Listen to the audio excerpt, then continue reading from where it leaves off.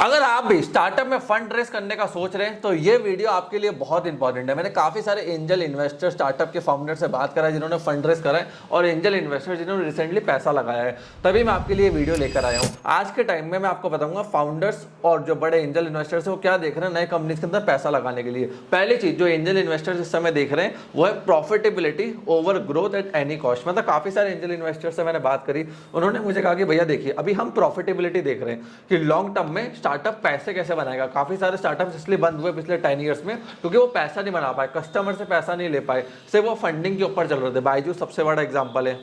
Profits बहुत जरूरी है। रिलायंस 40 साल से मार्केट के अंदर टिका हुआ है, क्यों? प्रॉफिटेबल है। आज मुकेश अंबानी भाई के ऊपर 1 लाख करोड़ का कर्जा है, अब उनका प्रॉफिट देखोगे तो वो है 1 करोड़ 25 लाख। अब देखिए ये लोग क्या है, एक रात में चाइना अपने प्रॉफिट से पूरे लोन को चुका सकते हैं, इसलिए चैन की नींद सोते हैं। तो बड़ी कंपनी अपने प्रॉफिट्स के ऊपर फोकस करती है। अगर आपके प्रॉफिट्स अच्छे हैं तो इजीली आपको लोन भी मिलेगा, फंडिंग भी मिलेगी, इन्वेस्टमेंट भी मिलेगा। तो प्रॉफिट्स को जरूर सोचिए। कस्टमर आपसे बाय क्यों करेगा, आप प्रॉफिट कैसे मार्केट के अंदर निकालेंगे। अब अगर आप फंड रेस करने का देख रहे हैं तो आप कहाँ पे अप्लाई कर सकते हैं। देखो आप माइक्रो वीसीज के पास जाओ। माइक्रो वीसीज नया कंसेप्ट निकल कर आया मार्केट के अंदर। बड़े बड़े वीसी फर्म्स ने क्या कर दिए, जो नए नए स्टार्टअप फाउंडर्स थे जिन्होंने एग्जिट लिया है, अच्छा पैसा बनाया, स्मार्ट है, उनके साथ पार्टनरशिप कर ली कि तुम हमसे फंड लो, पैसा लगाओ, जो पैसा वापस आएगा उसमें एक्स अमाउंट तुम्हारा और बाकी अमाउंट हमारा। तो ऐसे करके वो पैसा लगा रहे। मैक्रो वीसीज आपको इस समय लिंक्डइन के ऊपर मिल जाएंगे, बहुत सारी फॉर्म्स मिल जाएंगी। जैसे आपको एग्जांपल दूं, ग्रो इंडिया फंड एक ऐसा फंड है जो सास के अंदर पैसे लगा रहा है, सास बेस्ड स्टार्टअप्स के अंदर। अभी इन्होंने 2 करोड़ से लेकर 20 करोड़ तक की फंडिंग चालू कर दी है। अब काफी सारे इन्वेस्टर, जो नया ट्रेंड आया है वो रेवेन्यू बेस्ड फाइनेंसिंग फंडिंग भी कर रहे हैं। अब उसके अंदर क्या है, आपका आइडिया अच्छा लगा उनको, आपको 10 करोड़ की जरूरत है, उन्होंने आपको 10 करोड़ ऐसा लोन डेप के ऊपर दे दिया डिवेंचर के फॉर्म में। बट वो आपसे आपके टर्नओवर का हर महीने 1% से लेकर 10% के बीच में लेंगे। मैक्सिमम क्या 10% का है, मिनिमम क्या 1% का है। जैसे लेट्स सपोज आपके महीने की सेल 1 करोड़ की, साल की 12 करोड़ की हो गई, तो वो आपसे महीने के 2-2.5% लेते रहेंगे जब तक आप उनको एग्जिट नहीं दे देते। तो ये रेवेन्यू बेस्ड फाइनेंसिंग बहुत अच्छा तरीका है। फिर AI ड्रिवन आया। मैं काफी सारे स्टार्टअप फाउंडर्स जो बड़े हैं, जो इन्वेस्टमेंट भी करते हैं या एंजल इन्वेस्टर्स हैं, उनसे पूछता हूँ तुम रिसर्च कैसे करते हो। उन्होंने बताया कि हम AI का यूज कर रहे हैं 5 जैसे ChatGPT हो गया या जितने भी AI टूल्स है उनके प्रीमियम सब्सक्रिप्शन ले रखे हैं उन्होंने। आपको पूरा डेटा उठा के उसके ऊपर डालते हैं, उनसे R&D रिसर्च करवाते हैं पूरे। अभी मुझे किसी ने बताया था कि उन्होंने एक कंपनी के अंदर सिर्फ AI बेस्ड रिसर्च के ऊपर चलते हुए पैसा लगा दिया। जैसे यूएस के अंदर फ्यूचरिस्टिक कैपिटल ने इस समय 100+ स्टार्टअप्स को जो स्कैनिंग करी वो AI की मदद से करी है। तो AI की मदद से इस समय सारे फाउंडर्स बड़े बड़े या जो इन्वेस्टर्स है स्कैनिंग कर रहे हैं कि आगे हमें पैसा लगाना कहाँ पर है। आप क्या कर सकते हो, AI में रैंक होने के लिए PR करवा सकते हो। उसके बारे में समझना है, मेरी टीम से कनेक्ट हो जाना, वो आपको एक्सप्लेन कर देगी। क्योंकि अगर आपका स्टार्टअप AI में रैंक नहीं हो रहा है, AI आपके स्टार्टअप के बारे में नहीं बोल रहा है, तो इस समय ना एंजल इन्वेस्टर पैसा लगाएगा ना कोई बड़ी कंपनी का फाउंडर पैसा लगाएगा। और अभी जैसे आपको एग्जांपल दे तो जैपी ऐप ने माइक्रो वीसी से फंडिंग रेज करा है 5 करोड़ का। फार्म टेक सोल्यूशन ने अपना रेवेन्यू बेस्ड फंडिंग करा है इस समय बैठ के। इको ब्लॉक्स ने भी crowd funding and community funding से 10 करोड़ का फंड रेज करा है। तो ऐसा नहीं फंडिंग नहीं हो रही है। जो काम के अच्छे स्टार्टअप्स है उनको डेफिनेटली इंडिया में इस समय फंड मिल रहा है। अगर आप इस समय मार्केट में उतर चुके हैं तो 2-3 चीजों का ध्यान रखना। पहला तो अपना स्टार्टअप को वैलिडेट करो, मतलब आइडिया को वैलिडेट करो, पायलट रन करो, देखो कस्टमर बाय कर रहा नहीं कर रहा, इन्वेस्टर्स आपके प्रोडक्ट का अट्रैक्शन देखना चाहेगा। देखो इन्वेस्टर अगर R&D के लिए पैसा देगा ना तो किसी को भी दे सकता है, खुद ही R&D कर ले। R&D बहुत महंगी पड़ती है, इसलिए वो R&D में पैसा नहीं लगाते हैं। R&D स्टार्टअप फाउंडर्स को करनी चाहिए, वो लगाते हैं मार्केटिंग में, स्केल में, ग्रोथ के अंदर पैसा। फिर आपको राइट वीसीज को टारगेट करना जरूरी है, इन्वेस्टर्स को। शुरुआत में छोटे एंजल इन्वेस्टर्स वीसी के पास जाओ, जब स्केल अप कर जाओ फिर बड़े वीसीज के पास। अब काफी सारे फाउंडर्स का मैंने ये भी अच्छा ट्रिक देखी है जो मुझे इन्वेस्टर्स ही बताते हैं कि मंडे टू सैटरडे काफी सारे फाउंडर्स वर्क करते हैं, स्टार्टअप को आगे लेके जाते हैं। वो डेडिकेटली संडे अपना निकालते हैं इन्वेस्टर्स को पिच करने के लिए। ये भी इंप्रेसिव चीज है कि भाई 6 दिन मैंने कंपनी पे ध्यान दिया, 1 दिन मैंने फंडिंग के लिए काम करा। अब जैसे धीरूभाई अंबानी है, धीरूभाई अंबानी हमेशा अपने इन्वेस्टर्स का सोचते थे कि मेरे इन्वेस्टर्स को रिटर्न कैसे मिलेगा, इसलिए रिलायंस इतना बड़ा हो गया।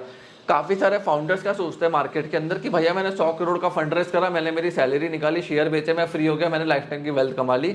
ऐसे फाउंडर्स को इन्वेस्टर सीधा ब्लॉक मारते हैं। ठीक है, अगर आप इन्वेस्टर के लिए सोचोगे तो आप अपने आप पैसे कमाओगे। सोचो 100% की कंपनी है, 20% इन्वेस्टर के पास है, 80% आपके पास है।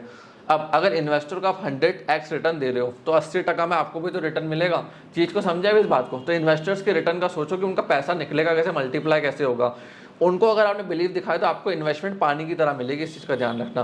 फिर है आपको रेवेन्यू बेस्ड ऑप्शन पे भी आजकल ट्राई करो। इन्वेस्टर्स कर रहे हैं रेवेन्यू बेस्ड ऑप्शन के ऊपर वर्क, तो भाई हम 5-10 करोड़ देते हैं, तो हम हर महीने अपनी सेल का 1-2%, 5%, 10% हमें देना। 10% से ऊपर ही डील नहीं होनी चाहिए, इस चीज़ का ध्यान रखना।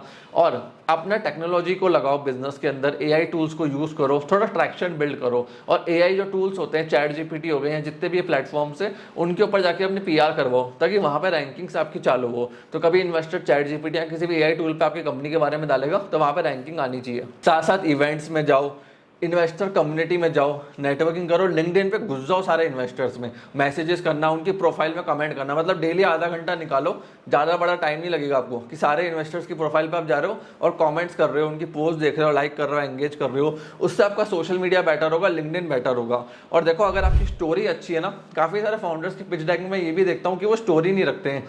देखो अगर आपकी स्टोरी अच्छी है, इमोशनल है, जैसे मामाअर्थ है, अब उसकी फाउंडर की स्टोरी बहुत इमोशनल थी, अच्छी थी, तो फंडिंग मिल गई। तो अपने स्टोरी को इमोशनल रखो, अच्छा रखो, और डेटा ड्रिवन रहो पिच के अंदर। डेटा ड्रिवन रहना बहुत जरूरी होता है कि भाई प्रॉफिट कैसे करोगे, इबट्टा कैसे होगा, रेवेन्यू कैसे करोगे, ग्रोथ कैसे करोगे, पूरा जो भी डेटा है ना वो बैकअप के साथ होना चाहिए। कि ऐसा नहीं हो कि भैया आप उन्होंने पूछ लिया डेटा कहाँ से लिया, कैसे लिया, आपको पता ही नहीं है कि भैया इसका बेस क्या, इसका बैकअप या कुछ भी नहीं।